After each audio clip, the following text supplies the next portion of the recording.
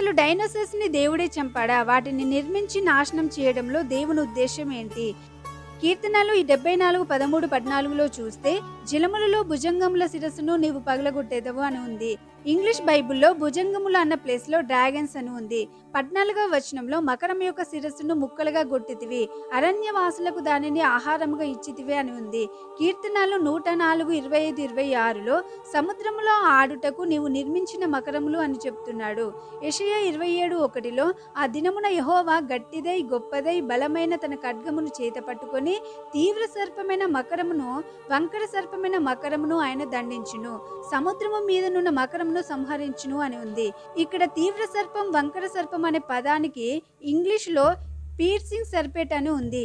యెషయా 51:9లో డ్రాగన్ అని ప్రస్తావించబడింది. అంటే దేవుడి ఆ మకరాన్ని లేదా డైనోసార్ ని భూమి మీద లేకుండా నాశనం చేశాడు. అసలు దేవుడు డైనోసార్స్ ని ఎందుకు చంపేశాడు? వాటిని నిర్మించి నాశనం చేయడంలో దేవుని ఉద్దేశం ఏంటి? కీర్తనలు 8:7లో చూస్తే అన్ని జంతువులపై దేవుడు మనిషికి ఆధిపత్యం ఇచ్చినట్లు చూస్తాం.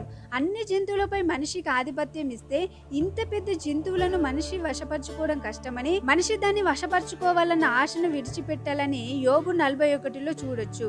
ఆది 9:2లో అన్ని జంతువులకు మనిషి భయం బెదురు ఉండును అని ఉంది. మనిషి దాన్ని వశపరచుకోవడం అసాధ్యం. మరి డైనోసార్స్ కి భయం ఎలా ఉంటుంది? అందుకే దేవుడు డ్రాగన్స్ మరియు డైనోసార్స్ జాతికి చెందిన వాటిని చంపేశాడు.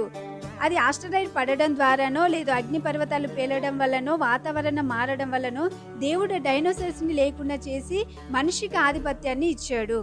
దేవుడు తన పిల్లలను రారాజులుగా చేసి ఈ సకల సృష్టిని వారి పాదముల క్రింద పెట్టాలనుకున్నాడు.